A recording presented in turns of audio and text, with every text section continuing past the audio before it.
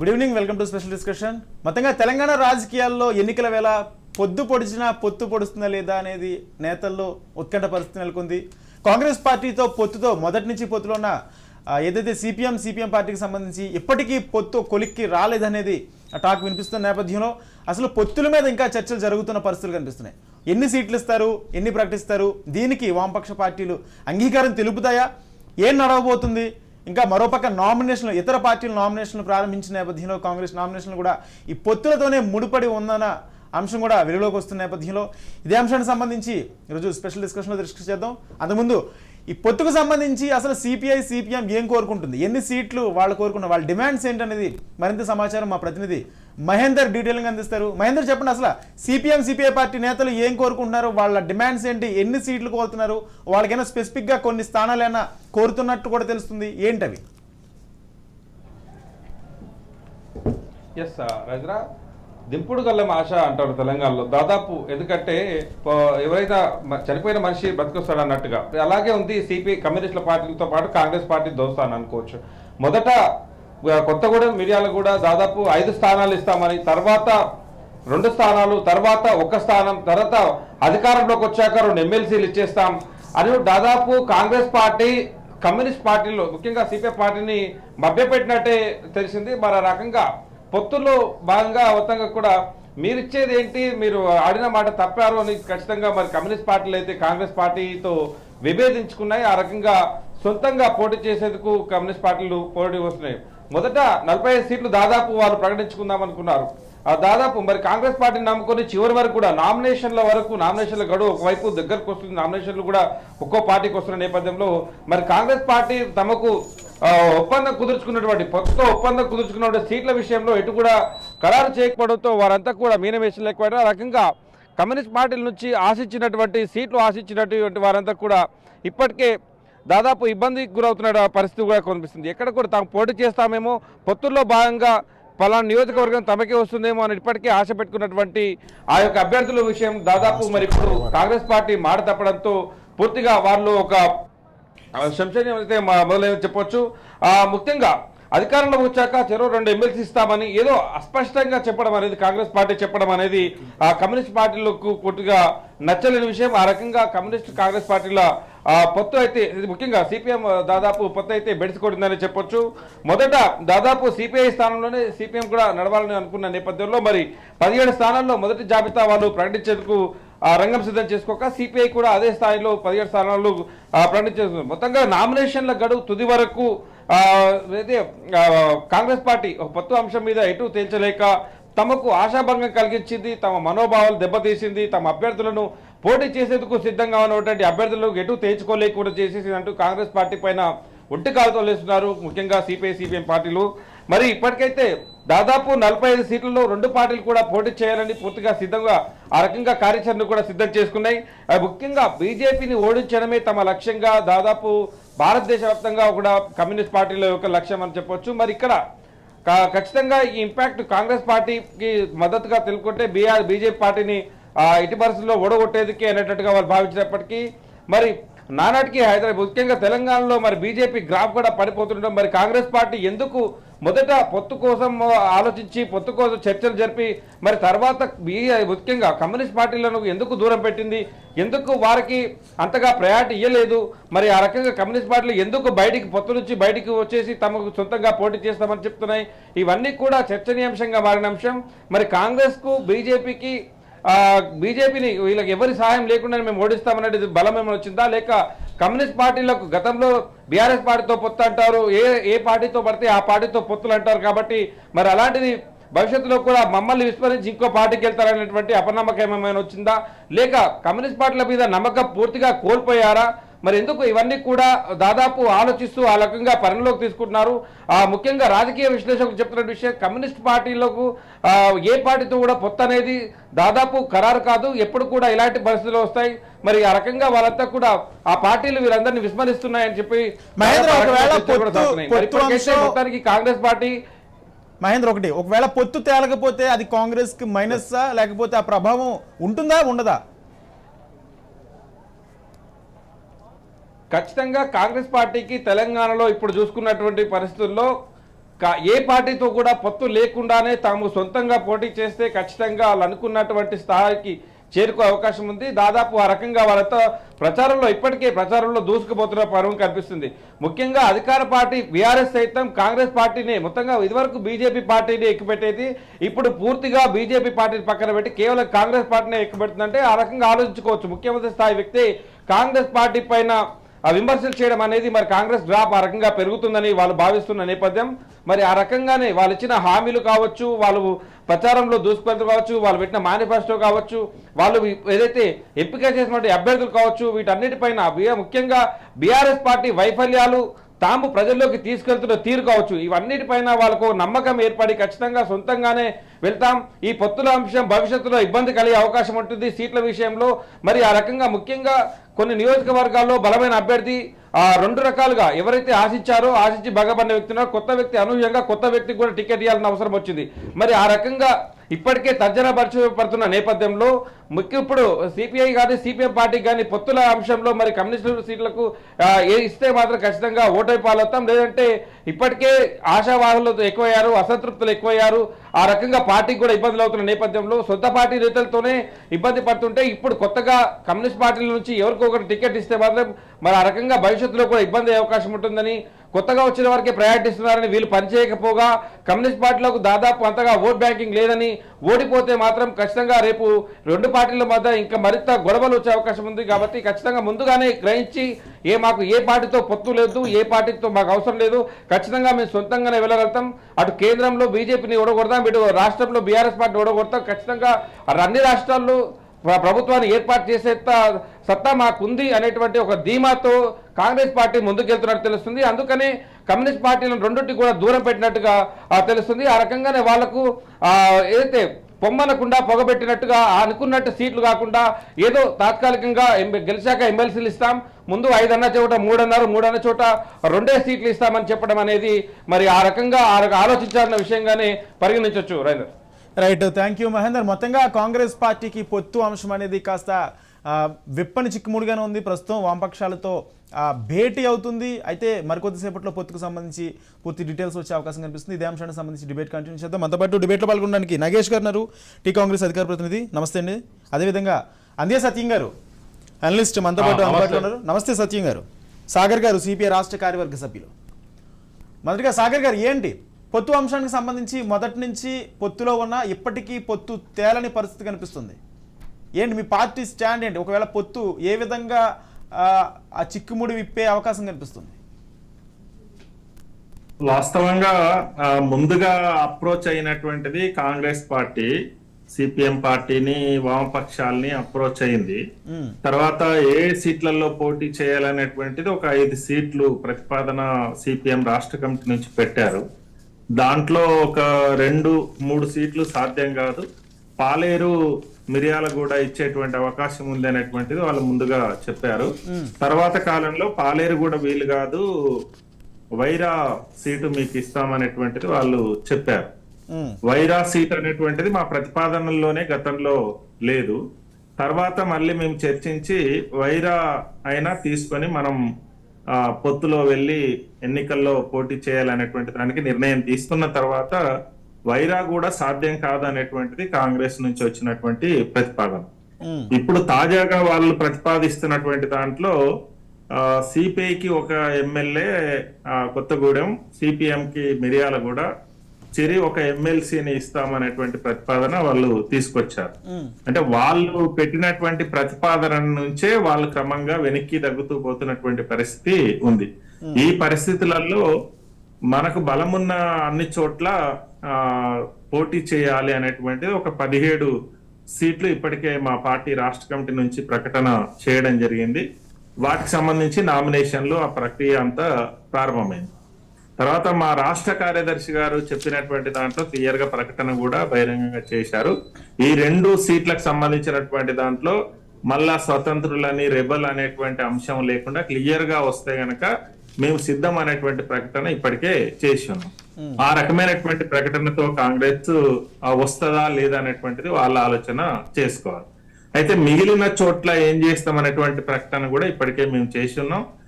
మా విధానం బీజేపీని ఓడించడం అనేటువంటిది ప్రధానమైనటువంటి ఎజెండా.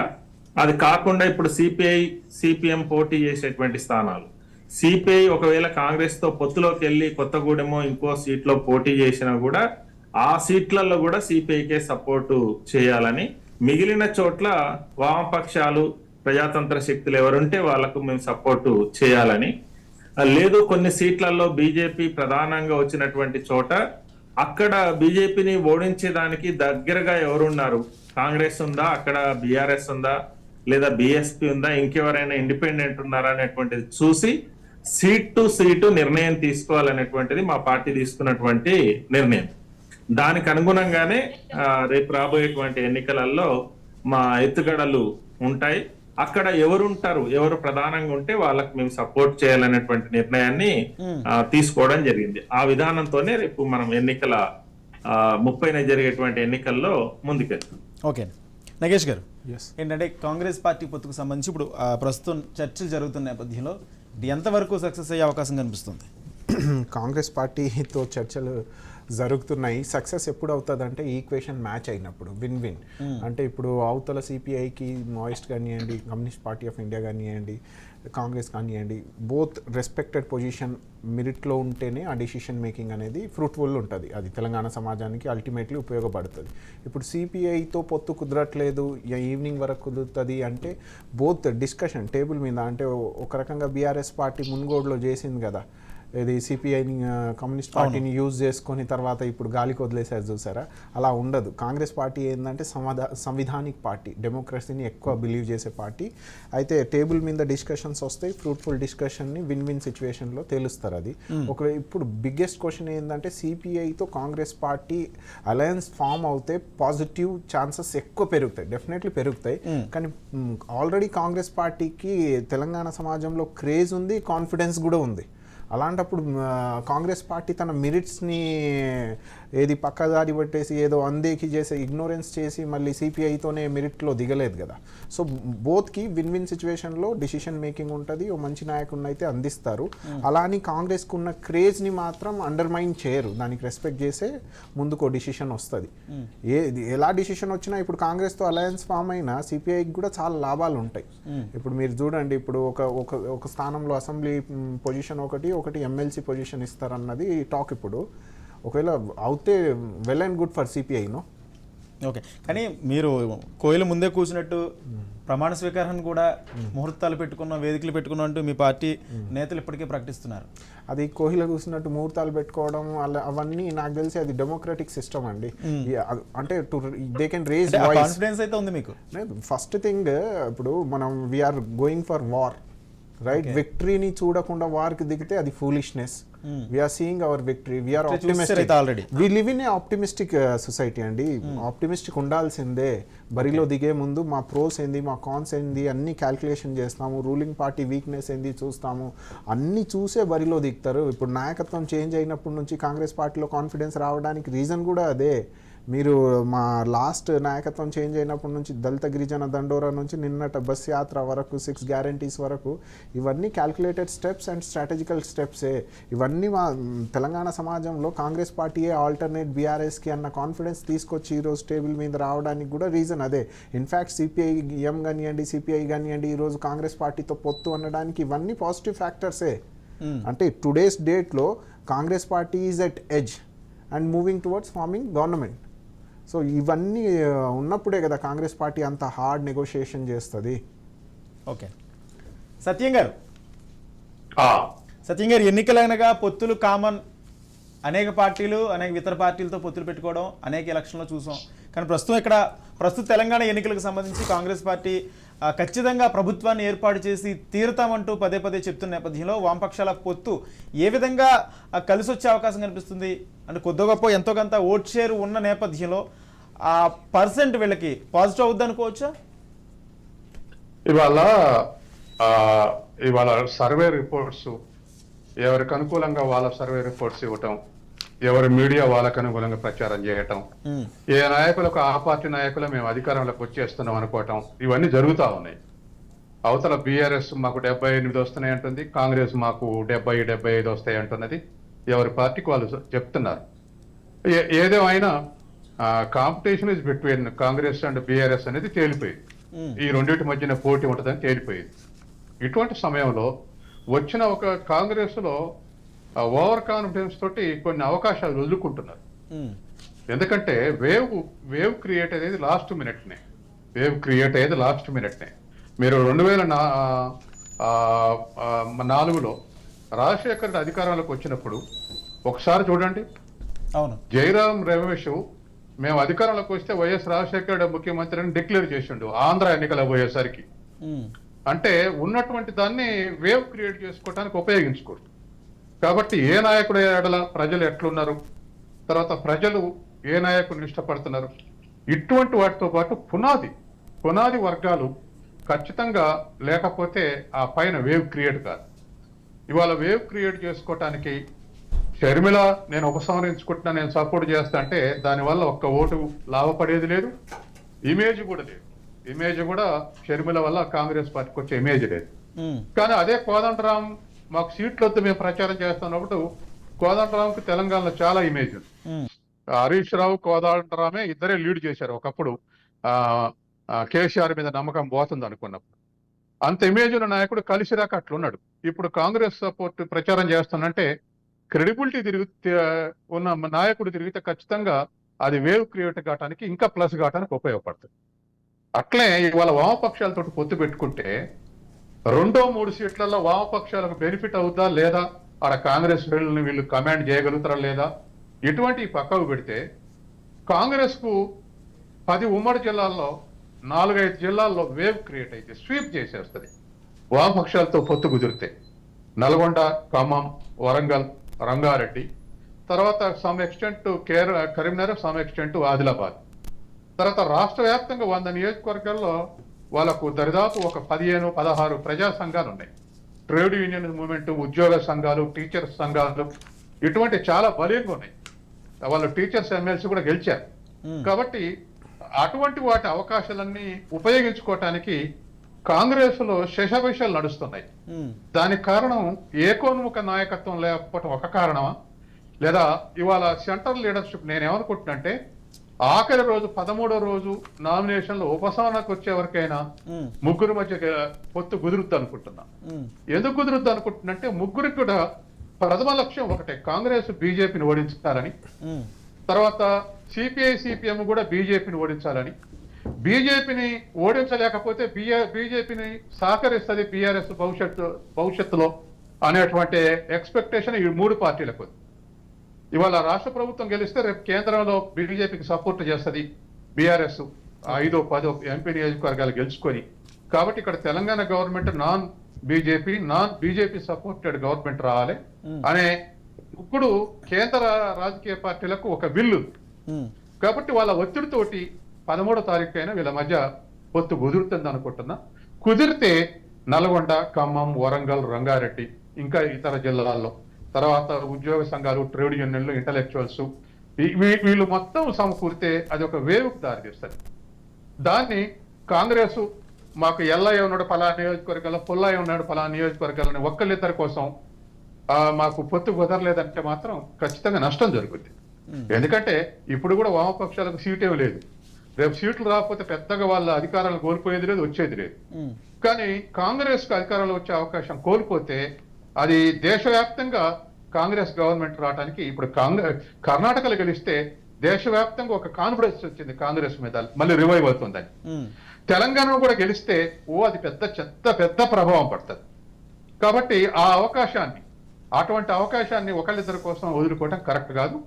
మరే పద్ధతులైనా వాళ్ళు 2 సీట్లు అడిగితే పొత్తు కుదరకపోతే ఒక్కొక్క సీటు ఒక్కొక్క ఎమ్మెల్సీ ఇస్తామంటున్నారు. అదిగాక ఇంకా పర్మిటేషన్ కాంబినేషన్స్ ఏమేమి ఉన్నాయో అవన్నీ చర్చించి ఏదో విధంగా అడ్జస్ట్మెంట్కి వస్తే కాంగ్రెస్ కు అబ్నార్మల్ బెనిఫిట్ ఉంటుంది. నార్మల్ కూడా కదా, అబ్నార్మల్ గా బెనిఫిట్ ఉంటుంది. సిపిఐ సిపిఎం కాదంటే ఆ ఎఫెక్ట్ ఎంత ఉంటుంది? ఎఫెక్ట్ ఖచ్చితంగా అండి. వాళ్ళ బీజేపీకి 20 సీట్లు బలంగా ఉండే మిగతా చోట్ల 5 3 4 ఎట్లా ఉన్నాయో వీళ్ళకు కూడా దరిదాపు 40-50 సీట్లలో అది ఉంది. అది ఇవాళ మనకు సర్వేలు కూడా పర్టికులర్ సర్వేస్ చూస్తే 41%, 43%, 40%, 42% అట్లా కాంగ్రెస్ బీఆర్ఎస్ మధ్య ఉన్నాయని రిపోర్ట్లు వస్తున్నాయి నార్త్ తెలంగాణలో. అటువంటి కారణాల్లో మీకు ఒక ఎగ్జాంపుల్ గుర్తు చేసి చెప్తా. ఫస్ట్ తెలంగాణ రాగానే కాంగ్రెస్ బీఆర్ఎస్ పోటీ పడ్డాయి అధికారం కోసం. దరిదాపు సమానమైన సీట్లు వచ్చేటువంటి స్థితిలో ఆనాడు సిపిఎం మేము పోటీ చేసే 15 సీట్లు తప్ప మిగతా మొత్తంలో కూడా బీఆర్ఎస్ సపోర్ట్ చేయడానికి పిలిపించింది. బీఆర్ఎస్ అంతకుముందు సమైక్య వాదంతో ఉన్న కాంగ్రెస్ వ్యతిరేకతతో బీఆర్ఎస్ సపోర్ట్ చేయండి అంటే బీఆర్ఎస్ జెండాలు, సిపిఎం జెండాలు, ఎర్ర జెండాలు ప్రతి మీటింగ్ లో పడితే ఆ ఉత్సాహంతో కాంగ్రెస్ మీద బీఆర్ఎస్ ఎడ్జి సంపాదించింది. ఇవాళ ఉభయ కమ్యూనిస్టులు కాంగ్రెస్ కలిసి మీటింగులు పెడితే ఆ సామాన్య జనంలో వచ్చేటువంటి చదువుకున్న వాళ్ళకు ఉద్యోగాలకు తెలవదు. గ్రామాల్లో వచ్చేటువంటి వేవ్. కాబట్టి ఆ వేవ్ క్రియేట్ అయ్యేటువంటి అవకాశం ఉంది వాళ్ళకు. అది చేజేతిలో పోగొట్టుకునేటువంటి అవకాశం ఉంది. అంతేకాదు ఏ పార్టీకి చెందినటువంటి సెక్యులర్ అభిమానులు, వామపక్ష అభిమానులు, తర్వాత నేషనలిస్ట్ అభిమానులు, ఇటువంటి వాళ్ళందరూ జమ కొడతారు. వీళ్ళందరూ ఒక సైడ్ మనం వీళ్ళకి వేయాలి అనేటువంటి వాళ్ళు జమ కొడతారు. న్యూట్రల్స్ కూడా ఈ ఎవరికి వాళ్ళే ఉంటే ఇదే పరిస్థితి వస్తుంది. ఇది ఖచ్చితంగా అది డిసడ్వాంటేజ్ అయ్యి కాంగ్రెస్ ఏమనుకుంటుంది, వేవ్ అనుకుంటుంది. ఇంకా వేవ్ క్రియేట్ కాలేదు. నార్త్ తెలంగాణ మొత్తంలో బ్యాలెన్స్లు ఉంది, డిఫరెంట్ సర్వే రిపోర్ట్స్ వస్తున్నాయి. కాబట్టి ఇవాళ సౌత్ తెలంగాణలో బీఆర్ఎస్ కార్నర్ చేయబడింది. వామపక్షాలు కాంగ్రెస్ పొత్తు కుదిరితే తర్వాత మిగతా చోట్ల 41, 42, 41, 43% ఉన్న కారణంలో ఇప్పుడు వీళ్ళిద్దరి పొత్తు వల్ల ఇంకొక 50 నియోజకవర్గాల్లో 2000, 1000 కూడా జమ అయ్యే అవకాశం ఉంది. ఓకే సాగర్ గారు, ఆ, సాగర్ గారు అంటే వామపక్షాలు ఎప్పుడు మేము ఉన్నామని ఉండడం తప్ప ప్రభావం పెద్దగా చూపలేకపోయాయి అనేది ఒక వాదన అయితే, ప్రస్తుత ఎలక్షన్లో మీ ఎఫెక్ట్ ఎంతవరకు ఉండే అవకాశం, ఒకవేళ పొత్తు కుదరకపోతే ఇండివిజువల్గా మీరు వెళ్ళి సీట్లు గెలుచుకునే పరిస్థితి ప్రస్తుతం ఉందా? స్వతంత్రంగా గెలుచుకోవడం అనేటువంటిది ఇప్పుడున్న పరిస్థితులలో కష్టంగా ఉండే మాట వాస్తవము. అయితే ఎక్కువ సీట్లలో ప్రభావితం, సత్యం గారు చెప్పినటువంటి మాట వాస్తవం, ఎక్కువ సీట్లలో ప్రభావితం చేయగలిగినటువంటి అవకాశం కమ్యూనిస్ట్ పార్టీలకు ఉంది. అందులో సిపిఎం పార్టీకి, సిపిఐకి ముఖ్యంగా ఉంది. ఉత్తర తెలంగాణ జిల్లాలు కానీ ఖమ్మం, నల్గొండ, వరంగల్, రంగారెడ్డి, ఉమ్మడి మహబూబ్ నగర్ జిల్లాలో నీవు 5 నుంచి 6, 7, 8 వేల ఓట్లు అనేటువంటిది చాలా కీలకమైతే, ఒక్కో నియోజకవర్గంలో 1000 ఓట్లు, 2000 ఓట్లు కూడా అత్యంత కీలకమైనటువంటి పరిస్థితి ఉంటుంది. ఇప్పుడు ఇబ్రహీంపట్నం ఉంది, పోయినసారి 300 ఓట్లతో ఓడిపోయింది. ఇట్లాంటివి 100, 200, 300 ఓట్లతో కూడా ఓడిపోయేటువంటి అవకాశం ఉంటుంది. ఇది వాస్తవంగా వాళ్ళు గనక గ్రహించగలిగితే, ఇప్పుడు 2-3 సీట్లు అనేటువంటి దాన్ని పక్కన పెడితే మొత్తం 119 సీట్లు ఉన్నాయి. వాటిలో వామపక్షాలు అడిగేవన్నీ 4 సీట్లే. కానీ దానికి సిద్ధపడితే గనక వాళ్ళకు ఓవరాల్ గా ఉపయోగం జరిగేటువంటి అవకాశం ఉంది.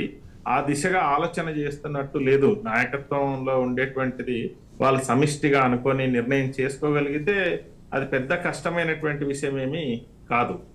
కానీ అది చేస్తారా లేదా అనేటువంటిది మనము ఇంకా చూడాల్సినటువంటి అవసరం ఉంది. లేదు అని అనుకుంటే కనుక అట్లా ఇండివిజువల్ గా వామపక్షాలు వెళ్ళి పోటీ చేసేటువంటి అవకాశం ఉంది. అది ఖచ్చితంగా ప్రభుత్వాల మీద ఉండేటువంటి వ్యతిరేక ఓటు చీలిపోయేటువంటి అవకాశం అయితే ప్రస్తుతం రాష్ట్రంలో నెలకొంది. ఓకే నగేష్ గారు, కాంగ్రెస్ పార్టీకి అసమ్మతుల సెగ కాస్త గట్టిగానే తగులుతుంది అనుకోవచ్చు. ఇప్పటి వరకు జరుగుతున్న పరిణామాలు చూసుకుంటే పార్టీ కార్యాలయానికి వచ్చి నిరసనలు తెలపడం, ధర్నాలు చేయడం కాస్త కాంగ్రెస్ పార్టీలో ఎక్కువ కనిపిస్తుంది. ఇప్పుడు పొత్తు విషయం బయటకు వస్తే అక్కడ ఉన్న వాళ్ళ పరిస్థితి ఏంటి, వాళ్ళని ఏ విధంగా నచ్చచెప్తారు? ఇప్పటికే చాలామంది సీనియర్లను పక్కన పెట్టి కొత్త వాళ్ళకి సీట్లు ఇచ్చారన్న వాదన కూడా జరుగుతున్న నేపథ్యంలో కాంగ్రెస్ పార్టీ ప్రధానంగా వీళ్ళని నచ్చజెప్పే ప్రయత్నం ఏమైనా చేస్తుందా? అసంతృప్తి అనేది ప్రతి ఒక్క పార్టీలో ఉంటుందండి. ఇప్పుడు సర్వేస్ బేస్ చేసుకొని ఇందాక అనాలిసిస్ గారు అన్నట్టు ఓవర్ కాన్ఫిడెన్స్ అయితే అస్సలు కాదు. కాన్ఫిడెన్స్ దేన్ని బేస్ చేసుకుని వచ్చింది కాంగ్రెస్ పార్టీ కంటే, అది లాస్ట్ 10 years నుంచి ప్రజల పక్షాన ఉండి పోరాడుతూ డిఫరెంట్ స్టాండ్ తీసుకుంటూ తెలంగాణ సమాజానికి చైతన్యవంతం చేస్తూ వాళ్ళతో పాటు నిలబడి పోరాడింది అధికార పార్టీతో. సో అదొక కాన్ఫిడెన్స్. సెకండ్ ఫ్యాక్టర్ ఈజ్ సర్వేలు. మేము ఏ క్యాండిడేట్ అయితే నిలబడతాడో, ఒక్క క్యాండిడేట్ కాదు, on an average we got many application for ఎమ్మెల్యేసెస్. సో ఇవందరికీ సర్వేలు చేశాము. ఎవరైతే ఫిట్టెస్ట్ లీడర్ ఉన్నాడో, రైట్, జన ఆదరణ ఎక్కువ ఎవరికి ఉందో ఇవన్నీ సర్వేలు చూసుకొని ఆ లీడర్షిప్కి ఇంకోటి ఈ లీడర్షిప్కి మళ్ళీ డిఫరెంట్ కమ్యూనిటీకి ఓసీ ఓబీసీస్కి ఎస్సీ ఎస్టీస్కి అందరికీ న్యాయం చేసుకుంటా ముందుకు తీసుకెళ్ళింది కాంగ్రెస్ పార్టీ లీస్ట్లో. అలాంటప్పుడు కొన్ని అసంతృప్తులు ఉండొచ్చు. లెస్సే ఇప్పుడు ఒక్క కాంగ్రెస్ పార్టీ అనట్లేదు, బీఆర్ఎస్లో కూడా బీజేపీలో కూడా మీరు అది చూశారు. కానీ ఇక్కడ రియలైజ్ అవ్వాల్సిన ఫ్యాక్టర్ ఏంటంటే కాన్ఫిడెన్స్ అయితే ఉంది కాంగ్రెస్ పార్టీ పట్ల తెలంగాణ ప్రజల్లో. కాంగ్రెస్ పార్టీకి కూడా క్యాడర్ టీపీసీసీ నుంచి కింది వరకు క్యాడర్ కూడా నమ్మకం వచ్చింది, అధికారం ఫామ్ చేయాలి, బీఆర్ఎస్కి అగెనెస్ట్గా నిలబడుతుంది కాంగ్రెస్ పార్టీ అన్నది. ఎందుకు అంటే బీఆర్ఎస్ ఫెయిల్యూర్స్. సెకండ్, ఇప్పుడు నార్త్ ఈస్టర్న్ తెలంగాణలో పొత్తు కుదిరితే కొంచెం ఎడ్జ్ తీసుకుంటుంది కాంగ్రెస్ పార్టీ అన్న అనాలిసిస్ గారి వర్డ్ అబ్సల్యూట్లీ రైట్. పొత్తు కుదిరితే అనాలిసిస్ గారు అన్నట్టు ఎడ్జ్ వస్తుంది, కానీ ఎడ్జ్ లేకుండా కూడా గెలిచే ఛాన్సెస్ కాంగ్రెస్ పార్టీకి ఉంది. Still we need that edge. ఎందుకంటే 2014లో బీఆర్ఎస్ పార్టీ పోటీ చేసినప్పుడు between Congress party and BRS పార్టీకే పోటీ ఉండే. ఇప్పుడు కూడా same neck to neck fight, కొంచెం ఎడ్జ్ కాంగ్రెస్ పార్టీకి ఉంది. ఇప్పుడు సిపిఐతో మేము అలయన్స్కి వెళ్తే డెఫినెట్ విక్టరీ అన్నట్టు అందే సత్యం గారు చెప్తున్నారు. Absolutely right. కానీ ఈ సిచ్యువేషన్ ఉంది కాబట్టి ముందు పార్టీ డిమాండ్స్ ఏంది అవి కూడా చూసుకోవాలి. కాంగ్రెస్ పార్టీ అరే ఎలాగో గెలుస్తున్నాం, we need at any cost this alliance అని మాత్రం ముందుకు సాగదు. కాంగ్రెస్ పార్టీ కూడా ఓ రెస్పాన్సిబుల్ పార్టీ లాగా తన రెస్పెక్ట్లోనే తన డొమైన్లో ఏదైతే కాన్ఫిడెన్స్ ఉందో, ఏ నాయకులు గెలుస్తారో, ఏ కాన్స్టిట్యున్సీలో గెలుస్తారో అవిటికైతే నెగోషియేషన్ చేయదు. ఎందుకు చేయదంటే డెఫినెట్ విక్టరీ ఉంది కాబట్టి. అక్కడ సర్వేస్ ఉన్నాయి, మనం లాస్ట్ 10 years నుంచి ఫోర్ట్ చేసిన రికార్డ్ ఉంది, తెలంగాణ ప్రజల్లో మన కాన్ఫిడెన్స్ ఉంది. సో ఇక్కడ సిపిఐతో పొత్తు జరగడం వెల్ అండ్ గుడ్. ఇంకా ఇప్పుడు ఎమ్మెల్సీ ఇస్తున్నారు, అసెంబ్లీ సీట్ ఇస్తున్నారు అంటే డెఫినెట్గా నిన్న నైట్ భేటీ అయ్యారు మా టీపీసీసీ నుంచి. ఓ ఫ్రూట్ఫుల్ డిస్కషన్ అయితే అవుట్కమ్ వస్తుంది. అంతేగాని అదే కంప్లీట్ డిఫైనింగ్ ఫ్యాక్టర్ అన్నట్టు కాదు. ఇంకోటి కాంగ్రెస్ వేవ్ అనేది ఇన్స్టెంట్ క్రియేట్ అయింది కాదండి. ఇది లాస్ట్ మీరు 2-3 years నుంచి నాయకత్వం చేంజ్ అయినప్పటి నుంచి ఇంకా మా టీపీసీసీలో చేరికలు చూడండి. ఇప్పుడు కాంగ్రెస్లో చేరికలు బీజేపీ నుంచి బీఆర్ఎస్ నుంచి అందరు కాంగ్రెస్లో జాయిన్ అయ్యారు. అదొక మూమెంట్, అదొక ఏంది ఫ్యాక్ట్. అవి కాంగ్రెస్ పార్టీ వేవ్ పెరగడానికి రీజన్. ఇప్పుడు అందే సత్యం గారు అంటున్నారు చూడండి, ఇంకా వేవ్ అనేది క్యాచ్ ఇంకా అవ్వలేదని. వేవ్ క్రియేట్ అయింది, కాకపోతే సత్యం గారు అన్నట్టు ఓ పీక్స్ మీద ఉండకపోవచ్చు, కానీ డెఫినెట్ మాత్రం స్ట్రాంగర్ వేవ్ అగెన్స్ట్ బీజేపీ అయితే కాంగ్రెస్ పార్టీ ఉంది. ఇప్పుడు ఈ వేవ్ని కంటిన్యూ చేసినా మేము ఎలక్షన్లో విక్టరియస్గా నిలబడతాము. ఇన్ఫ్యాక్ట్ సిపిఐ నుంచి మాకు పొత్తు కుదిరితే కొంచెం ఎడ్జ్ తీసుకుంటాం. That's definitely I agree with it. అంటే పొత్తు కుదిరితే ఖచ్చితంగా తీసుకుంటారు, ఒకవేళ కుదరకపోతే ఎఫెక్ట్ పడుతుందనే వాదన వినబడుతుంది. దాని ఎఫెక్ట్ అనేది ఫస్ట్ ఆఫ్ ఆల్ తెలంగాణలో ఆల్టర్నేటివ్ పార్టీగా కాంగ్రెస్ ఉందని చెప్పుకున్న పరిస్థితుల్లో, బీజేపీ వీక్ అవుతున్న పరిస్థితుల్లో ఖచ్చితంగా ప్రభుత్వానికి ఆల్టర్నేటివ్ గా ప్రభుత్వాన్ని ఫామ్ చేస్తున్న ఈ సిచ్యువేషన్ లో ప్రతి పాయింట్ ని కాంగ్రెస్ పార్టీ వదులుకునే పరిస్థితి లేదు. ప్రతి పాయింట్ ని కలుపుకుని వెళ్లే పరిస్థితిలోనే ఉంది. ఏ చిన్న అవకాశం వచ్చినా సరే కలుపుకుని వెళ్లే పరిస్థితులు. అంటే ఈ నేపథ్యంలోనే వామపక్షాలను వదులుకుంటే కనుక అది కాంగ్రెస్ పార్టీకి ఎంతో కొంత మైనస్ అనే రాజకీయ విశ్లేషణ నేపథ్యంలో కాంగ్రెస్ పార్టీ ఏమంటుంది? అది మైనస్సా లేకపోతే మీకు అది అడిషనల్ గా యాడ్ అవుద్ది అనుకుంటారా?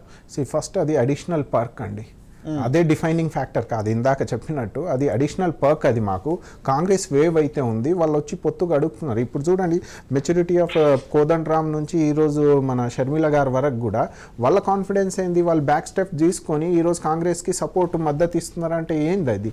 అంటే వేవ్ అయితే డెఫినెట్ క్రియేట్ అయ్యింది. సత్యం గారు అన్నట్టు వేవ్ డెఫినెట్గా ఉంది, వేవ్ లేకుండా అయితే లేదు, వేవ్ ఉంది.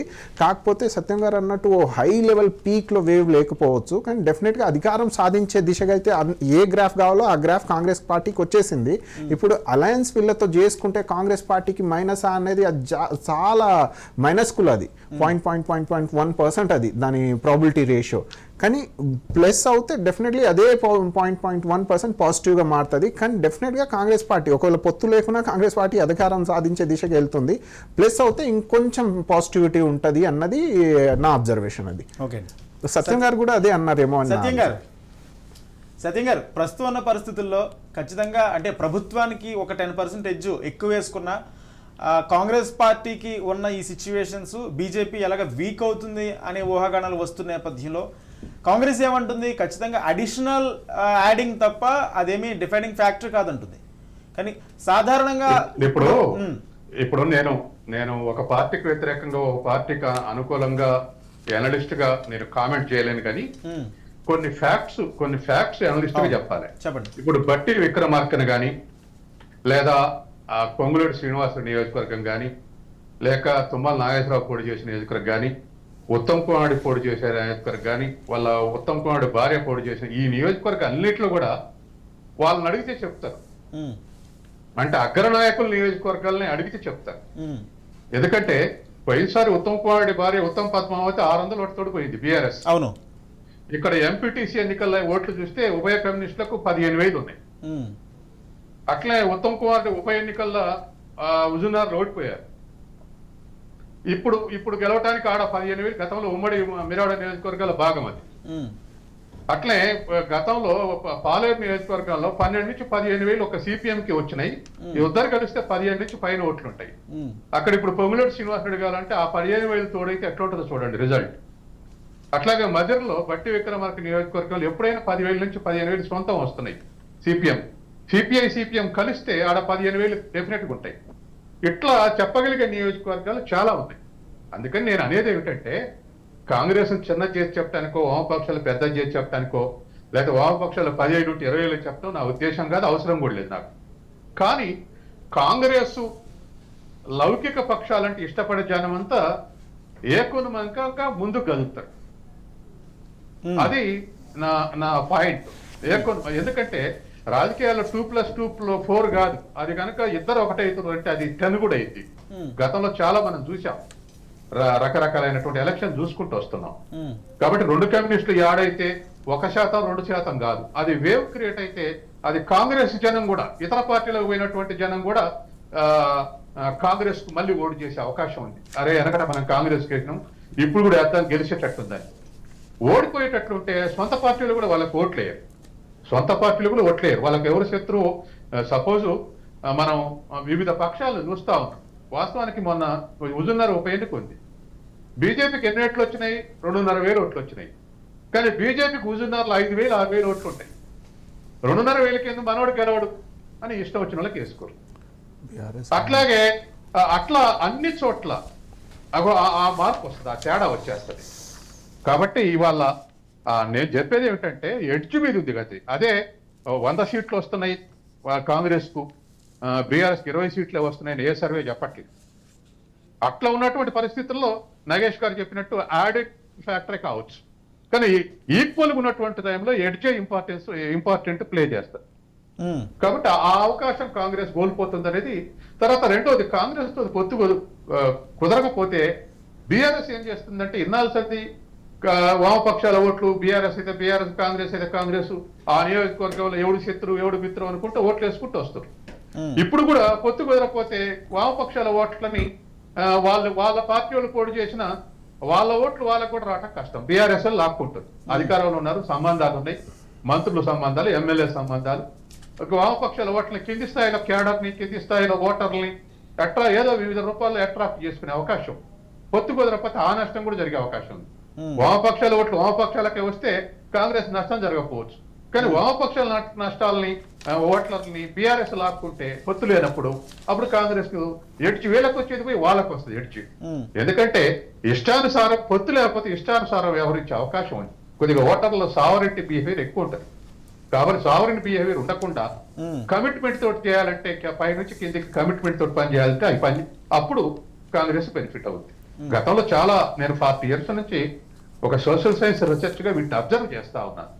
అట్లా కాబట్టి వీళ్ళకు ఎన్ని సీట్లు ఇస్తారు, ఎన్ని సీట్లు పొందుతారు, ఇవన్నీ కాకుండా కేంద్ర పార్టీలు 3 పార్టీలకు కలపాలనేటువంటి బిల్లు ఉంది. కాబట్టి వీళ్ళని ఎక్కడికో దగ్గరికి వినిపిస్తారని నాకు ఎందుకో ఒక 6th సెన్స్ నాకు చెప్తుంది.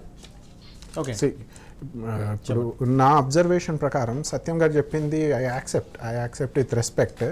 బట్ ఇక్కడ కొన్ని ఫ్యాక్టర్స్ మీరు చూసుకోవాల్సింది ఏంటంటే మునుగోడు బై ఎలక్షన్లో వామపక్షాలు బీఆర్ఎస్తో నిలబడ్డాయి. అంటే ఓ రకంగా బీఆర్ఎస్ వామపక్షాలని ఒక రకంగా యూజ్ చేసిందన్న ధోరణి తెలంగాణ సమాజంలో గట్టికి దిగింది. ఇప్పుడు వాళ్ళు పోరాడేది బీజేపీకి అగెనెస్ట్ అంటారు ఎవరు, వామపక్షాలు. ఇక్కడ బీఆర్ఎస్ బీజేపీ ఒకటే అని తెలంగాణ సమాజంలో ఉంది. అంటే ఇండైరెక్ట్గా వాళ్ళు బీఆర్ఎస్ బీఆర్ఎస్కి ఒకవేళ సపోర్ట్ చేస్తే అది బీజేపీకే సపోర్ట్ చేస్తున్నట్టు. అంటే కాన్ఫిడెన్స్ ఆఫ్ ది వామపక్షాలు కూడా కాంగ్రెస్ పార్టీ మీదే ఉంది. అంటే ఆ మేజర్ ఓట్ బ్యాంక్ షిఫ్ట్ అనేది ఏదైతే ఉందో సత్యం గారు అంటున్నట్టు ఒకవేళ సిపిఐతో పొత్తు కుదరకపోయినా ఓట్ బ్యాంక్ షిఫ్ట్ అనేది అటు ఇటు జరగదు. బీజేపీకి కానీ బీఆర్ఎస్ కానీ పోదు, అది డెఫినెట్గా కాంగ్రెస్కి వస్తుంది. ఇప్పుడు కొంచెం హార్డ్ కోర్ ఏదైతే ఉంటుందో 10 to 50% అది సిపిఐ దగ్గరనే ఉంటుంది. కానీ ఆల్రెడీ కాంగ్రెస్ పార్టీకి విన్నింగ్ ఏజ్ వచ్చేసింది right against ruling party. So ఇప్పుడు సిపిఐ వస్తే యాడెడ్ పర్క్ అవుతుంది, కానీ అది డిఫైనింగ్ ఫ్యాక్టర్ అయితే కాదు. అది నా అబ్జర్వేషన్. ఓకే సాగర్ గారు, అది జరిగిందండి. గత ఎన్నికల్లో వీళ్ళు వామపక్షాలు బిఎల్ఎఫ్ అని పోటీ చేస్తే వాళ్ళకు ఉదాహరణకు నల్గొండలో 1000 ఓట్లు వచ్చినాయి. అక్కడ గతంలో సిట్టింగ్ ఎమ్మెల్యే ఉన్నాడు సిపిఎం కు. సిపిఎం అని కూడా పోటీ చేయకుండా బిఎల్ఎఫ్ అని పోటీ చేశారు, 1000 ఓట్లే వచ్చినాయి. వాళ్ళకి ఇప్పుడు అంచనా ఏంటంటే ఒక 10,000 ఓట్లు ఉభయ కమ్యూనిస్టులకు ఆడ ఉంటాయి అనేది మామూలుగా జనరల్ అంచనా, నల్గొండ జిల్లా వాళ్ళ అంచనా. అంటే వాళ్ళ అభ్యర్థి వాళ్ళ గుర్తు మీద పోటీ చేయకపోతే ఎడిపోయిన ఓట్లు అంటే ఎవరి ఇష్టానుసారం వాళ్ళు వేశారు, ఎవరి ఇష్టానుసారం వాళ్ళు లింకులు కట్టుకుని అట్రాక్ట్ చేసుకున్నారు వివిధ అభ్యర్థులు. అట్లాగే వాళ్ళకు అదే నల్గొండ జిల్లాలో కోదాడ నియోజకవర్గంలో వాళ్ళ ఎంపీటీసీల ఓట్లు చూస్తే నేను చూసా, వాళ్ళు అబ్జర్వ్ చేశా, ఉభయ కమ్యూనిస్టుల ఓట్లు దరిదాపు 15,000 ఉన్నాయి. ఎంపీటీసీ ఎన్నికలు జడ్పీటీసీ ఎన్నికలు చూస్తే వాళ్ళ అభ్యర్థి పోటీ చేస్తే 4,000 వచ్చినాయి. అంటే మనోడు వేస్తే ఎట్లా గెలవడు అని వాళ్ళు అనుకున్నారు. వాళ్ళకి ఎవరు ఈడ ఎమ్మెల్యే ఫేవరబుల్ గా ఉంటారు వాళ్ళకేయటం, ఎవరు ఎమ్మెల్యే క్యాండిడేట్ ఎక్కువ డిస్టర్బ్ చేసిండు మా పార్టీ అనుకున్న వాళ్ళు నెగిటివ్ గా వేయటం, ఇట్లా డిస్టర్బ్ అవుతాయి ఓట్లు. ఇవాళ బీజేపీకి బీఆర్ఎస్ కు డైరెక్ట్ పొత్తు లేదు. తర్వాత ఓటర్లు కూడా ఆ స్థాయిలో ఎడ్యుకేటెడ్ కాదు. గ్రామీణ ప్రాంతాల్లో ఉన్నటువంటి వాళ్ళు అయ్యామని పలకరించుకునే వాళ్ళు, బాగున్నామని పలకరించే వాళ్ళు, 4 పనులు చేసి పెట్టే వాళ్ళు, దగ్గరికి పోతే 4 పనులు చేసి పెట్టిన వాళ్ళు, ఇటువంటి అన్ని కూడా ఫేవరెట్ చేస్తాయి. తర్వాత ఆఖరి నిమిషంలో డబ్బులతోటి కూడా చాలా అట్రాక్ట్ చేస్తున్నారు. అవును, కాబట్టి ఇటువంటి డిస్టర్బెన్స్ వస్తుందని నేను చెప్పాను. ఓకే సాగర్ గారు, అసలు వామపక్షాల మోటో ఏంటి? అంటే రాజకీయంగా ఉనికిని కాపాడుకోవడానికి ఏదో పార్టీతో పొత్తు పెట్టుకోవడం వామపక్షం తీరియా, లేకపోతే అంటే గతంలో 2023 అదే ఈ సంవత్సరం జనవరి 30న మీ కార్యదర్శి తమ్మినేని వీరభద్రం గారు ఒక ప్రెస్ మీడియా సమావేశం నిర్వహించి మేము బీఆర్ఎస్తోనే ఉన్నాము, కాంగ్రెస్ పార్టీతో పొత్తు అనే వ్యాఖ్యలు మేము ఖండిస్తున్నామని చెప్పారు. కానీ ఈరోజు అదే కాంగ్రెస్ పార్టీతో పొత్తు కోసం చర్చలు జరుగుతున్నాయి. అంటే అసలు వామపక్షాల మోటో ఏంటి? వాస్తవంగా ఇప్పుడున్న కండిషన్ లో మన రాష్ట్రంలో ఉన్న పరిస్థితి, దేశంలో ఉన్నటువంటి పరిస్థితులలో బీజేపీని ఓడించడం అనేటువంటిది ఇంతకుముందు చెప్పాను ప్రధానమైనటువంటి కర్తవ్యం. మిగిలిన వాటిలో ప్రజా సమస్యలు పరిష్కారం చేయకుండా కార్పొరేట్లకు అనుకూలంగా ఉండేటువంటి పరిస్థితులలో దానికి వ్యతిరేకంగా ఎవరు నిలబడితే వాళ్ళతో కలిసి పని చేయాలనేటువంటిది మా వైఖరి. ఇక్కడ ఇప్పుడు తెలంగాణ రాష్ట్రంలో ఒక ప్రత్యేకమైనటువంటి పరిస్థితులలో ఉన్న కండిషన్ లో దేశవ్యాప్తంగా కూడా ఈరోజు బీజేపీని ఎదుర్కొనే దానికి ఇండియా కూటమి అనేటువంటిది ఒకటి ఏర్పడినటువంటి పరిస్థితులలో ఈ రాష్ట్రంలో ప్రత్యేకమైనటువంటి మా కేంద్ర కమిటీ యొక్క అనుమతి తీసుకొని కాంగ్రెస్ తో పొత్తు కాదు, సీట్ల సర్దుబాటు మాత్రమే, ఆ సీట్ల సర్దుబాటు చేసుకొని ఓటు తీలిపోకుండా ఉండే దానికోసం ప్రయత్నం చేయాలనేటువంటిది మేము రాష్ట్ర కమిటీగా తీసుకున్నటువంటి నిర్ణయం. అందులో మా ప్రాతినిధ్యం కూడా ఉండాలి. పోరాటాలు ఉధృతంగా నిర్వహించినటువంటి పార్టీగా ఈరోజు ఇళ్ల స్థలాల సమస్య కావచ్చు, కార్మిక వర్గ సమస్యలు కావచ్చు, రైతాంగం యొక్క సమస్యలు కావచ్చు, ఇట్లాంటి సమస్యలన్నింటినీ తీసుకొని పనిచేస్తున్నటువంటి వాళ్ళకు అక్కడ ప్రజా ప్రాతినిధ్యం కూడా ఉండాలి. విధానపరమైనటువంటి నిర్ణయాలు తీసుకునేటువంటి సభలలో వామపక్షాల యొక్క ప్రాతినిధ్యం ఉన్నప్పుడు జరిగేటువంటి చర్చ వేరును, వామపక్షాలు లేనటువంటి సందర్భంలో జరుగుతున్నటువంటి చర్చ వేరుగా ఉంటుంది. అక్కడ వ్యక్తిగత దూషణలు ఇట్లాంటివి సరిపోతున్నాయి తప్ప విధానాలు, ప్రజా సమస్యల ఎజెండా మీద కూడా వచ్చేటువంటి పరిస్థితి లేదు. అట్లాంటి దాంట్లో మన ప్రాతినిధ్యం ఉండాలి. ఒకవైపు బహిరంగంగా పోరాటాలు ప్రజా సమస్యల మీద చేస్తూనే విధానపరమైనటువంటి నిర్ణయాలు తీసుకునేటువంటి దాంట్లో కూడా మన ప్రాతినిధ్యం ఉండాలనేటువంటి నిర్ణయం తీసుకున్న తర్వాతనే ఈ నిర్ణయానికి రావడం జరిగింది. ఇట్లాంటి సందర్భంలో ఇప్పుడు కాంగ్రెస్ లాంటిది ఇప్పుడు నాగేష్ గారు చెప్తున్నారు, కానీ ఇప్పుడు సత్యం గారు చెప్తున్నటువంటిది ఏదైతుందో మేము స్వతహాగా పోటీ చేస్తే గెలిచే అవకాశం లేకపోవచ్చు, కానీ ఖచ్చితంగా ఒక 30-40 సీట్లలో ఓటమి గెలుపు అనేటువంటిది నిర్ణయించేటువంటి స్థాయి మాత్రం ఈ వామపక్ష పార్టీల ఓటమి గెలుపు నిర్ణయించే స్థాయి ఆ స్టామినా వామపక్షాలకు ఉందా? గెలుపు ఓటములని నిర్ణయించగలిగినటువంటి 30-40 శక్తి స్థానాల్లో. అయితే, ఆ? 30-40 స్థానాల్లో ఉందండి. ఇప్పుడు అదే మీరు చెప్తున్నారు కదా, ఇప్పుడు 100 ఓట్లు 200 ఓట్లు 300 ఓట్లతో ఓటమి చెందేటువంటి సమయంలో మా ఓట్లు గనక ఆ రకంగా వన్ సైడ్ గనక అయితే, ఇప్పుడు సత్యం గారు చెప్పినటువంటి సీట్లే ఉన్నాయి. ఇప్పుడు మదిర ఉంది, ఇప్పుడు పాలేరు ఉంది, వైరా ఉంది, భద్రాచలం ఉంది, హుజూర్ నగర్ ఉంది, తర్వాత కోదాడ ఉంది, ఇప్పుడు నల్గొండ ఉంది, నకరేకల్లు ఉంది, భువనగిరి ఉంది, మునుగోడు ఉంది. మునుగోడు మొన్నటి ఉదాహరణ కదా, మేమిద్దరం కలిసి పోటీ చేస్తే మాకు 10,000-15,000 వస్తాయి. కానీ అక్కడ మొత్తం ఈ రాష్ట్ర రాజకీయాలనే తారుమారు చేయాలని చెప్పి కాంగ్రెస్ పార్టీ నుంచి రాజీనామా చేసి బీజేపీలో చేరి ఈ రాష్ట్ర రాజకీయాలని ఆ ఒక్క సీటుతోనే తారుమారు చేయాలనుకున్నప్పుడు మేము ఆ నిర్ణయం తీసుకున్నాం. ఆ నిర్ణయంలో ఇప్పుడు ఎవరైనా అంగీకరించేది వామపక్షాలు లేకపోతే అక్కడ ఆ రోజు బీఆర్ఎస్ గెలిచేటువంటి అవకాశం. కానీ మీరు అంటున్నారు ప్రజా వ్యతిరేక విధానాల్లో అవలంబించే పార్టీకి వ్యతిరేకంగా వామపక్షాలు పనిచేసినప్పుడు ఆ రోజు ఎందుకు బీఆర్ఎస్ తో జతకట్టాల్సి వచ్చింది? అదే మా విధానం చెప్తున్నది. అది ఆ రోజు బీజేపీ తీసుకున్న నిర్ణయం ఏంటి? కాంగ్రెస్ సిట్టింగ్ గా ఉన్నటువంటి ఒక ఎమ్మెల్యేని రాజీనామా చేయించి బీజేపీ తరఫున ఆయన గెలిస్తే అప్పటికే కొద్ది మంది ఎమ్మెల్యేలతో మాట్లాడుకొని, అప్పటికే మీకు అందరికీ తెలుసు, మీడియాలో వచ్చింది, వాళ్ళు డైరెక్ట్ గా పట్టుబడ్డారు, కేసు కూడా పెట్టారు. కాంగ్రెస్ లో ఉన్నటువంటి కొద్ది మంది ఎమ్మెల్యేలని బీఆర్ఎస్ లో ఉన్నటువంటి కొద్ది మంది ఎమ్మెల్యేలని తీసుకొని ఈ రాష్ట్రంలో పవర్ ని చేపట్టాలని చెప్పి వాళ్ళు నిర్ణయం తీసుకున్నారు. మా మొదటి ప్రాధాన్యత మా ఓటింగు, మా సీటు కంటే వాళ్ళని నిలువరించడం అనేటువంటిదే మా ప్రాధాన్యత. అవసరమైతే 2 సీట్లు 3 సీట్లు కాదు, చాలా త్యాగం చేయడానికి కూడా ఆ రోజు వామపక్షాలు ఈ రోజైనా రేపైనా ఆ రోజైనా సిద్ధంగా ఉంటాయి. బీజేపీ అనేటువంటిది ఒక మతోన్మాదము, ప్రజా సమస్యల్ని ఎజెండా మీదకి రానివ్వదు, అది ప్రజల మధ్య చీలికలు తీసుకొస్తది. కాబట్టి దాన్ని నిలువరించడం అనేటువంటిదే మా మొదటి ప్రాధాన్యత. కానీ ఆ రోజు మరి కాంగ్రెస్ గుర్తు రాలేదు కదా మీకు? మీకు ఇంకొక మాట కూడా గుర్తు చేస్తున్నా. ఈ రోజు దేశంలో మేము కొట్లాడి పోరాడి గెలిచేది కాంగ్రెస్ మీదనే. ఇప్పుడు కేరళ ఉంది, మా పోటీ అంతా కాంగ్రెస్ మీదనే గెలిచి వచ్చేది. కానీ దేశంలో వచ్చేటప్పటికి బీజేపీ రాకూడదని అనుకున్నప్పుడు ఖచ్చితంగా అక్కడ మళ్ళీ కాంగ్రెస్ కే మేము సపోర్టు చేస్తాం. అంటే మా యొక్క విధానం అనేటువంటిది ఏదైతుందో ఈ రోజు దేశాన్ని విచ్ఛిన్నం చేసేటువంటి శక్తులు ఈ దేశంలో అధికారంలో రాకుండా చూడడం అనేటువంటిది ప్రాధాన్యత. దానికోసం ఎన్ని మెట్లైనా దిగడానికి, ఎంత త్యాగమైనా చేయడానికి సిద్ధంగా ఉంటాం అనేటువంటి అంశాన్ని మనం దృష్టిలో పెట్టుకోవాలి. విచ్ఛిన్నం చేసే శక్తులకి వ్యతిరేకంగా లేకపోతే అధికార పార్టీకి వ్యతిరేకంగానే మోటో అనుకోవచ్చా?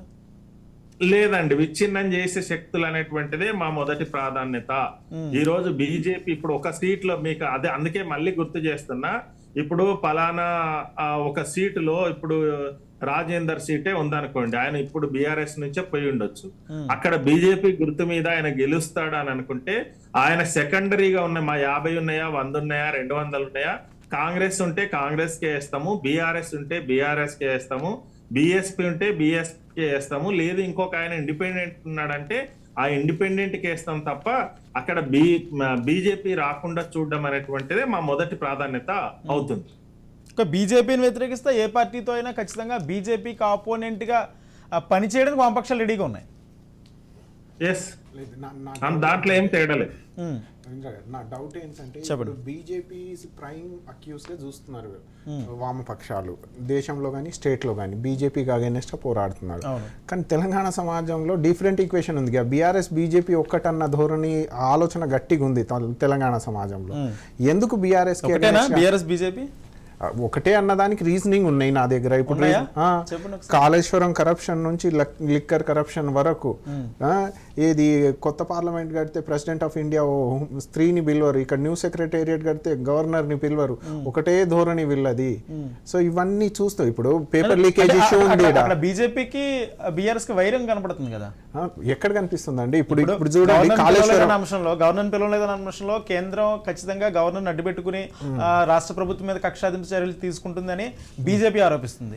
బీజేపీ ఏమో కేంద్ర పదవుల్లో ఉన్న వ్యక్తి, రాజ్యాంగ పదవుల్లో ఉన్న వ్యక్తి కేవలం బీజేపీ మనిషిననే ఉద్దేశంతో ప్రభుత్వం కనీసం పట్టించుకోవట్లేదు, కనీసం ప్రోటోకాల్ పాటించట్లేదని గవర్నర్ వర్గాల నుంచి వచ్చిన టాక్.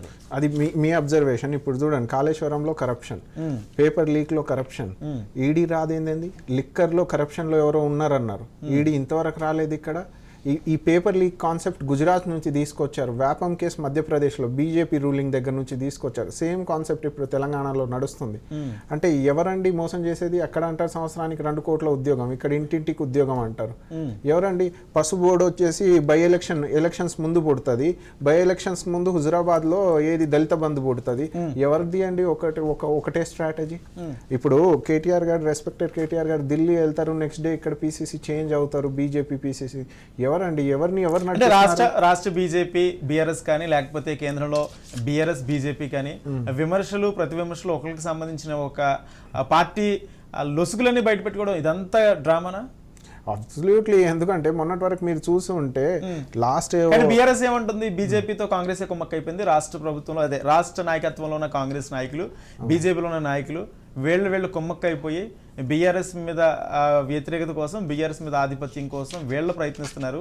ఈ నేపథ్యంలోనే కాంగ్రెస్ నేతలు బీజేపీలోకి, బీజేపీ నేతలు కాంగ్రెస్లోకి అటు ఇటు మారుతున్నారు అనే వ్యాఖ్య కూడా బీఆర్ఎస్ నుంచి వినబడుతుంది. మీరు ఇప్పుడు అన్నదానికి స్టేట్మెంట్కి ఎంతమంది కాంగ్రెస్ నుంచి బీఆర్ఎస్కి వెళ్ళారు, బీఆర్ఎస్ నుంచి బీజేపీ నుంచి ఎంతమంది కాంగ్రెస్లోకి వచ్చారు, ఆ రేషియో చూస్తే మాది 80% ఉంటుందండి. ఓ 5% వీళ్ళ దగ్గర వెళ్ళిన వాళ్ళు ఎవరు తెలుసా? కాంగ్రెస్ నుంచి పొన్నాల లక్ష్మయ్య గారు కానివ్వండి, జనార్దన్ రెడ్డి గారు కానివ్వండి, వీళ్ళు అన్ని రకాల బీజేపీ ఉంటుంది. బీఆర్ఎస్ కాంగ్రెస్ మోకముడిగా వీళ్ళిద్దరూ అంతర్గత ఒప్పందం చేసుకుంటున్నారు. ఇది బీఆర్ఎస్ కాంగ్రెస్ లాస్ట్ మన కాంగ్రెస్ 1886 నుంచి పుట్టినప్పటి నుంచి జనసేన ఏది మన బీజేపీ ఎప్పటి నుంచి ఉందో రాజకీయాల నుంచి ఇంతవరకు ఎక్కడ అలయన్స్గా ఒకటే నోడ్ మీద మాట్లాడింది కాంగ్రెస్ పార్టీ అని రికార్డులు చూపించండి. అసలు ఇది క్రెడిబుల్ ఇన్ఫర్మేషన్ కాదండి. Ideologically extraordinary difference. ఏది నార్త్ పోల్ సౌత్ పోల్ ఉన్నట్టు ఉంటుంది, right? Congress is completely different అండి. అది సర్వోదయ కాంటెక్స్ లో పనిచేసే పార్టీ. సంవిధాన్ అనేది ఎంత రేషనల్ మైండ్ సెట్ తో రచించారంటే ఓ చాయ్ వాళ్ళ కూడా ఈరోజు ప్రైమ్ మినిస్టర్ అయ్యారు. అంటే అంత గట్టిగా రచించారు. ఈ దేశానికి లిబరలైజేషన్, గ్లోబలైజేషన్, ప్రైవేటైజేషన్ అంటే ప్రైమ్ మినిస్టర్ చేసిన ఘనత కూడా Congress party. Obviously Congress party design చేసిన కాన్స్టిట్యూషన్ బేస్ చేసుకునే కదా. అంటే ఓ సామాన్యుడు కూడా ప్రైమ్ మినిస్టర్ అవ్వచ్చు.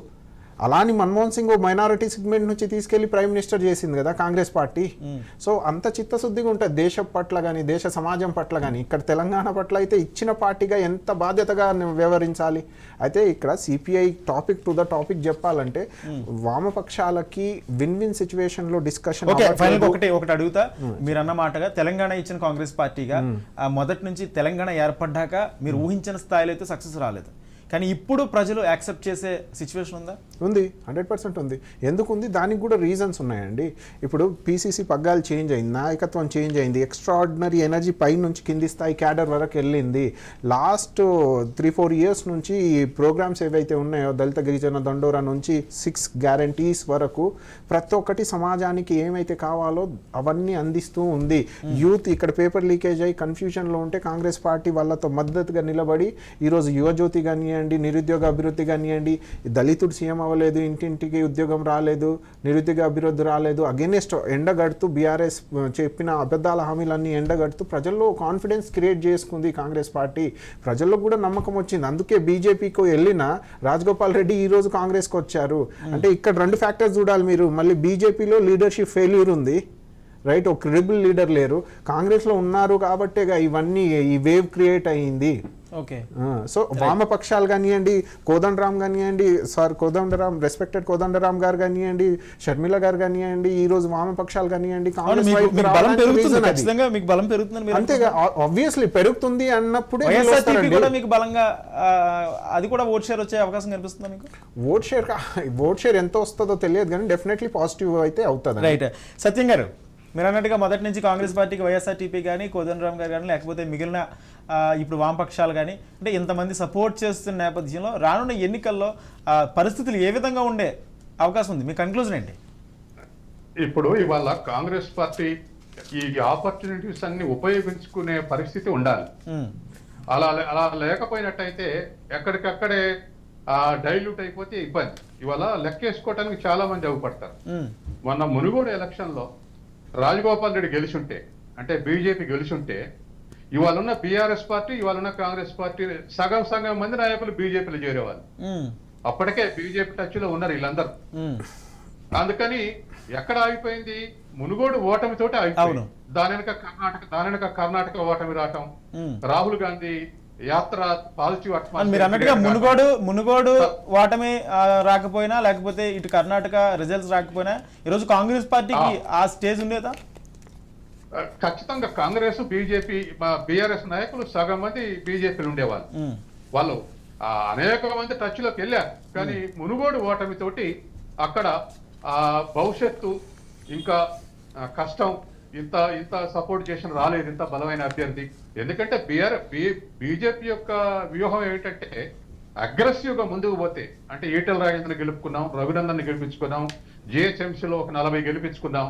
ఇప్పుడు రాజగోపాల్ రెడ్డి కూడా పోటీ పెట్టి గెలిపించుకుంటే బీజేపీ వేవ్ ఉందని నమ్మకం కలిగిస్తే లీడర్లంతా చేరే అవకాశం ఉంది. ఇవాళ ఎందుకు కాంగ్రెస్ లో చేరుతున్నారు అంటే కాంగ్రెస్ ఢీ కొనగలదు, బీజేపీ కాదు, కాంగ్రెస్ ఢీ కొనగలదు, కాంగ్రెస్ ఉంటే గెలవగలం, కాంగ్రెస్ తరఫున గెలుస్తాం, ఇట్లా కాన్ఫిడెన్స్ బిల్డప్ అవుతా ఉంటే వచ్చే వాళ్ళే వెనక్కి వస్తున్నారు. ఓకే, అది ఎక్కడి నుంచి మొదలైంది? మునుగోడు ఓటం నుంచి మొదలైంది, రైట్, బీజేపీ ఓటం నుంచి. కాబట్టి ఇవాళ ఖచ్చితంగా అజంప్షన్స్ అంటే కాళేశ్వరం లోపమైంది, బీఆర్ఎస్ లోపమైంది, కాంగ్రెస్ మెరిట్ అయింది, లేదా కాంగ్రెస్ లోపమైంది, ఇవన్నీ అయిపోయింది. ఇవన్నీ ఎంత స్ట్రగుల్ చేశారు, ఎంత స్ట్రగుల్ వల్ల ఎంత ఇదైంది అంటే ఎప్పుడైనా ప్రతిపక్షాల విమర్శలు, ప్రతిపక్షాల ఉద్యమాలన్నీ కూడా ఎవరు బీఆర్ఎస్ ను ఓడిపిస్తే వాళ్ళకే ఉపయోగపడతాయి. కాబట్టి ఇవాళ బీజేపీ చేసే విమర్శ కూడా కాంగ్రెస్ కే ఉపయోగపడుతుంది. ప్రధానమంత్రి కేసీఆర్ ఫ్యామిలీ మీద అటాక్ చేస్తే కూడా ఆ విమర్శ అంతా కూడా ఇవాళ కాంగ్రెస్ కు ఉపయోగపడదు. ఎందుకంటే బీఆర్ఎస్ లో ఉన్న ఈ లోపాలేనా అనమాట అని చెప్పేసి ఆ ఓటు బీజేపీకి అయితే గెలవదు, కాంగ్రెస్ గెలుస్తుందని వేసే అవకాశం ఉంది. కాబట్టి ఈ ఆపర్చునిటీస్ ని ఉపయోగించుకుంటే అప్పుడు బెనిఫిట్ అవుతుంది. ఓకే సత్యం గారు, థ్యాంక్ యూ సత్యం గారు, థ్యాంక్ యూ నగేష్ గారు, థ్యాంక్ యూ సాగర్ గారు. మొత్తంగా తెలంగాణ ఎన్నికల నేపథ్యంలో ప్రభుత్వ వ్యతిరేక విధానాలు, ప్రభుత్వ అక్రమాలను ఎండగట్టే విధంగానే కాంగ్రెస్ పార్టీకి సపోర్ట్ చేస్తూ వామపక్షాలు ముందుకు వెళ్తామని కూడా చెప్తున్నారు. అయితే ఈ పరిస్థితుల్లో కాంగ్రెస్ పార్టీ ఖచ్చితంగా ఆల్టర్నేటివ్ ప్రభుత్వాన్ని ఏర్పాటు చేసేది కాంగ్రెస్ పార్టీ అని చాలా ధీమాగా కాంగ్రెస్ నాయకులు వ్యక్తం చేసిన నేపథ్యంలో మరోపక్క బీజేపీ బలహీనపడడం కాంగ్రెస్ పార్టీకి ఖచ్చితంగా మేలు జరిగే అంశాలంటూ కూడా కాంగ్రెస్ పార్టీ నేతలు చెప్తున్నారు. చూస్తూ ఉండాలి. అయితే ఈ పొత్తుకు సంబంధించి ఎటువంటి నిర్ణయాలు తీసుకుంటారు, మరోపక్క ఏ సీట్ల పంపకాలు ఎంతవరకు వస్తాయనేది వేచి చూడాల్సిన అవసరం ఉంది. ఇది వాళ్ళ special discussion. Keep watching Raj news.